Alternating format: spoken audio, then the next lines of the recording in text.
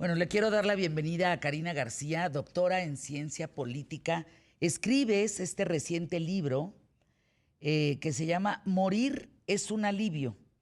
Son 12 reveladoras historias durísimas de exnarcos que lograron escapar del crimen organizado. A ver, Karina, ¿cómo encuentras, por qué te interesó de repente este tema? Cuéntanos. Muchas gracias, Fernanda. Bueno, es una larga historia, déjame te digo, trato de resumir. Mira, yo me intereso por el tema primero que nada porque me tocó vivir de primera mano la violencia y el narcotráfico. Afortunadamente nada fuerte, nada letal, pero yo soy del norte de México, del estado de Coahuila, y me tocó a mí vivir en carne propia el cambio tan abrupto que tuvimos en la ciudad después de la famosa guerra contra el narcotráfico. Entonces es a partir de ahí que me intereso yo a nivel personal y después profesional de entender más que nada la violencia del narcotráfico, no tanto el negocio, sino la violencia.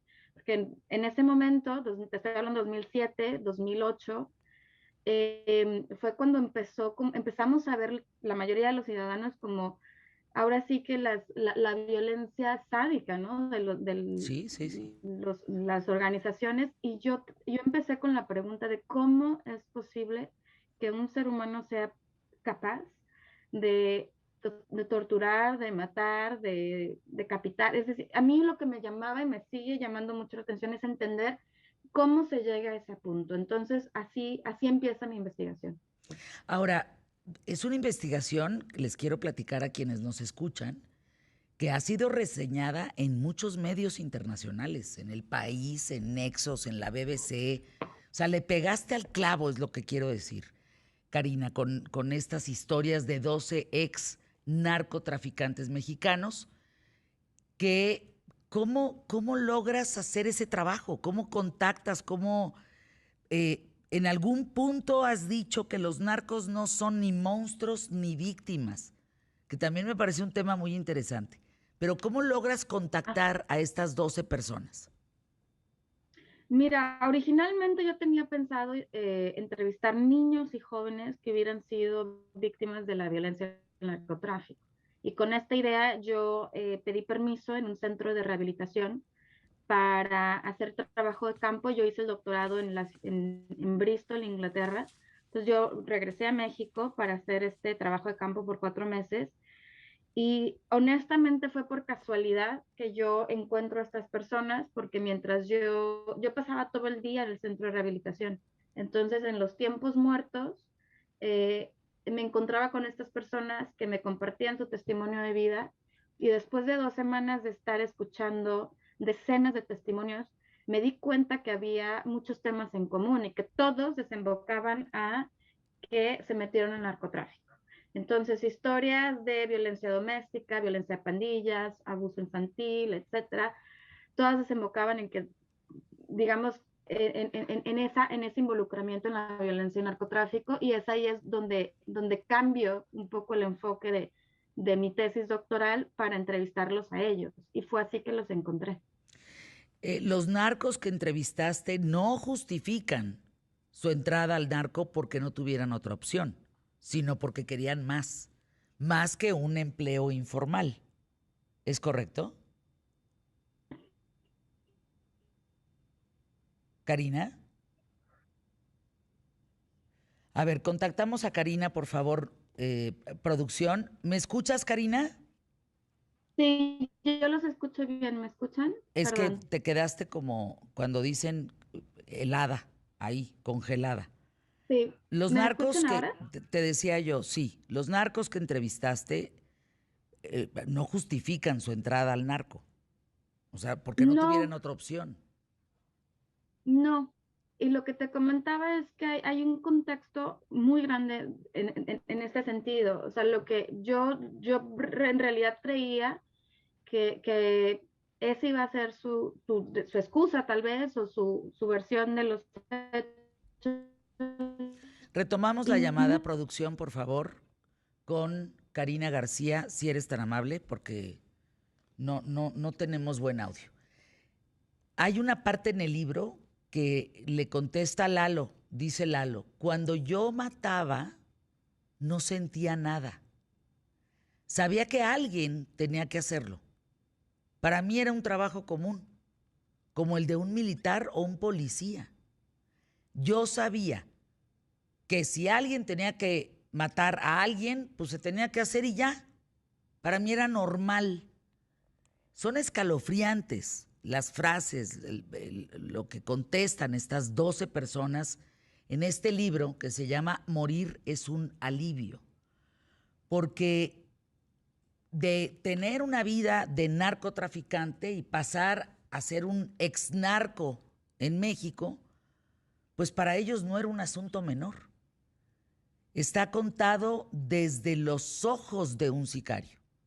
El libro, Morir es un alivio. Y hay una delgada línea en el libro que también quiero preguntarle a la doctora en ciencia política, Karina García, quien lo escribe, porque hay una línea muy delgada entre la víctima y el victimario en el libro.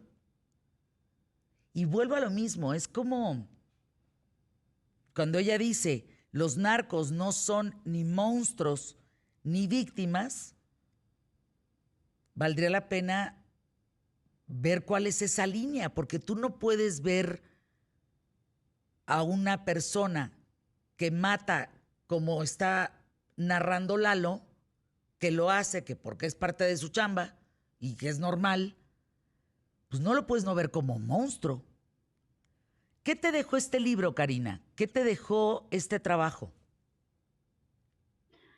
Sí, Fernando, justo lo que tú estás diciendo, quiero retomar un poco las citas que estabas mencionando y esto que mencionas de la línea tan borrosa entre víctimas y victimarios, es porque mi pregunta de investigación es cómo es posible llegar a cometer estos actos de violencia. Claro. Y nosotros generalmente nos quedamos únicamente digamos, con la punta del iceberg, Fernanda. Vemos estos actos y decimos, pues sí, son personas crueles, son personas sádicas, pero la pregunta es cómo llegaron ahí y por eso yo quiero compartir estas historias de vida, Fernanda, porque justo y en mi tesis doctoral es lo que yo hago, analizar sus historias de vida y ahí es donde yo doy respuesta a esta pregunta, porque no es como que sean violentos o sádicos de la noche a la mañana.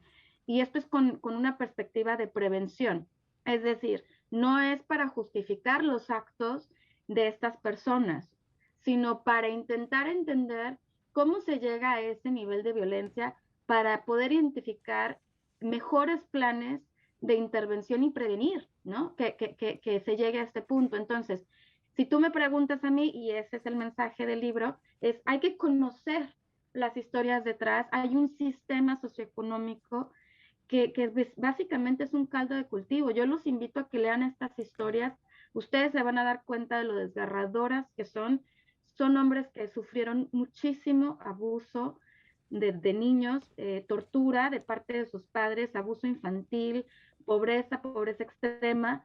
E insisto, esto no justifica sus actos, pero sí nos ayuda a explicar cuál es ese proceso que pasaron ellos y que nosotros como sociedades del Estado podemos prevenir. Eh, Tengo un minuto para irme a corte y regresar contigo, Karina, un momento más. Ellos te dicen por qué la lucha contra el narco ha fracasado. Tienes un minuto, te interrumpo y después regresamos contigo, pero ¿qué te dicen del fracaso de la lucha contra el narco en México? En resumen, dos cosas. Uno, porque siempre va a haber mano de obra para las organizaciones de tráfico de droga. ¿Por qué? Porque no se están atacando las causas de raíz. Y eso ya lo sabemos, ¿no? Cuando se matan o se ponen en prisión, algunos son soldados rasos, Fernando. Entonces, siempre, cuando tenemos un contexto como el mexicano, con más del 50% de la población en condiciones de pobreza, pues lamentablemente estas condiciones socioeconómicas favorecen esta mano de obra. Y si quieres, regresando, te Sí. comento el segundo punto. Vamos a anuncios QTF. El libro está a la venta en todos lados. Morir es un alivio. Y nos lo recomienda Sergio Aguayo. Dice, espero por favor que este libro sea muy leído. No, no, no, abro el libro así, página 152. Qué frase, Karina García, ¿eh? Yo sabía que era mi papá, pero él me decía que le dijera tío. Bueno, ahí hay una historia. Yo sabía que era mi papá, pero él me decía que le dijera tío. ¿Qué libro, qué trabajo, Karina García Reyes? Morir es un alivio. Y te decía que lo ibas a explicar más a detalle. Ellos te dicen que la lucha contra el narco ha fracasado porque no se ataca la pobreza. A ver, cuéntanos este tema. Me parece muy importante la visión de un ex narco sobre la lucha contra el narco. ¿Qué ven? Bueno, mira, lo que ellos me comentaron directamente es, primero eso, que siempre hay mano de obra disponible, ¿no? Y ahí doy varios ejemplos de algunos de los entrevistados que eran los que reclutaban. Entonces, esto a mí me gustaría analizarlo más allá del testimonio, ¿no? O sea, eso refleja, siempre lo comento, el contexto socioeconómico en el que vivimos en México. Uno de ellos dice que les decía a los chavos, ¿tú quieres ser un donadie? Si tú no tienes dinero, eres un donadie. Entonces, ellos apelan a estos niños y jóvenes que lo que quieren es tener dinero, porque finalmente, ¿qué quiere un niño joven? Bueno, pues quiere comprarse unos tenis nuevos, una camioneta nueva, quieren pues tener cosas, ¿no? Y para poder hacerlo necesitan dinero. Entonces, eso es lo que ellos explican. Ellos se van pues, estos barrios pobres y después lo que necesitan es gente que también esté ya entrenada en este tipo pues ahora sí que en la violencia, y es cuando también recurren a las pandillas. Pero también, Fernanda, Hola. es importante considerar la parte de que es una pirámide. Y nosotros cuando hablamos de narcotráfico, no nada más estamos, o sea, cuando hablamos de estas personas, como mis entrevistados, es la base de la pirámide. Y la guerra contra el narcotráfico fracasa, entre otras razones, porque nosotros nada más vemos a esos soldados rasos y no vemos la mitad y la punta de la pirámide, que son personas que están desde el gobierno, en profesionistas como contadores, arquitectos, abogados, y no solamente en México, Fernanda, sino también en Estados Unidos y el resto del mundo. Por eso la guerra contra el narcotráfico no funciona. Es increíble el trabajo que hiciste, Karina García. De veras te felicito. El libro vale mucho la pena. Las reveladoras historias de 12 exnarcos que lograron escapar del crimen organizado. Y por último, para continuar con otros temas aquí en ¿Qué tal, Fernanda? La muerte es lo único que tienen seguro, ¿no? Es decir, lo único que desean. Recuerdo, por ejemplo, el famoso Popeye, el lugarteniente de Pablo Escobar, que se convierte en un héroe para los niños en Colombia cuando sale de la cárcel. Y él decía y sabía que solo le quedaba esperar la muerte porque ya no había nada más importante en su vida. Él muere el año pasado. John Jairo Velázquez Popeye muere en el 2020. Pero es cierto, ¿no, Karina? Es decir, solo les queda esperar la muerte a muchos de ellos. Solo esperarla, Fernanda, sino desearla.